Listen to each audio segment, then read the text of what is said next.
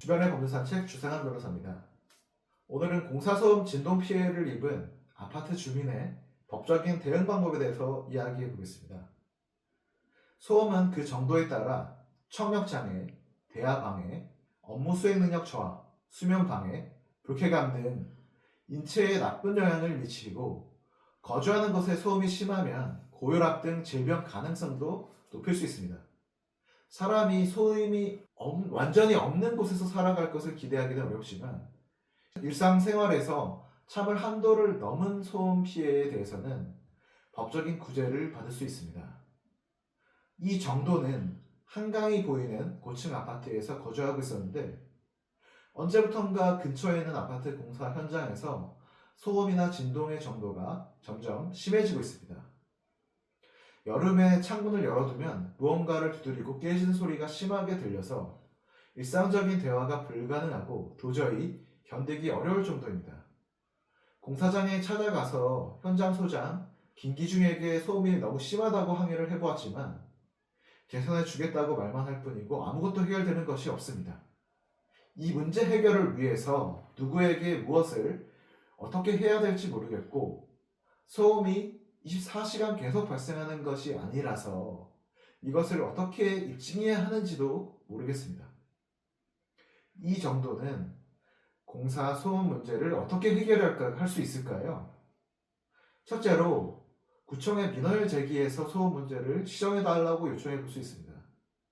소음 진동관리법은 생활소음 진동이 발생하는 공사를 시행하려는 자에게 구청에 신고 의무를 부과하고 있고 공사를 시행하려는 자는 환경부령으로 정하는 기준에 적합한 방음시설을 설치하고 공사소음 진동을 줄이기 위한 저감 대책을 수립 시행하도록 정하고 있습니다.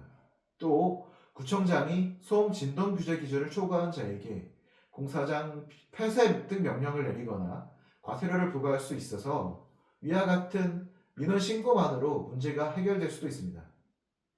두 번째, 법원에 민사소송을 제기해서 손해배상을 받을 수 있는데 소송을 통해서 지급받을 수 있는 액수가 너무 낮아서 주민 개인이 소송을 하기가 어려울 수 있습니다. 그래서 소음 진동 피해 주민들이 모여서 집단으로 소송을 진행하여 소음 피해를 최소화할 수 있습니다.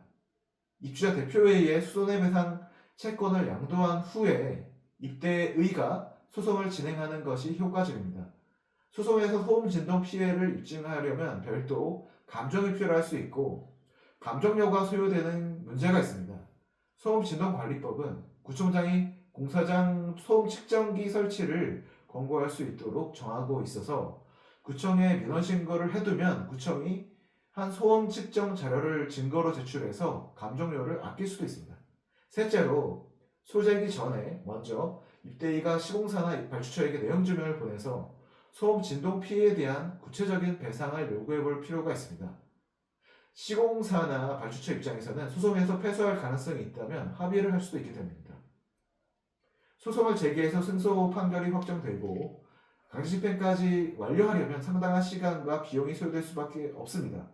이러한 합의 제안을 하기 전에 변호사 사무실에 방문해서 자문을 구한다면 보다 효율적으로 권리 구제를 받으실 수 있습니다. 이 정도는 제때 적절한 법적인 자문을 받아서 소음 진동으로 인한 피해를 최대한 신속하게 해결할 수 있습니다. 소음 진동 피해 배상도 신속하게 법적인 도움을 받는 것이 무엇보다도 중요합니다. 이상 주상한 변호사였습니다. 감사합니다.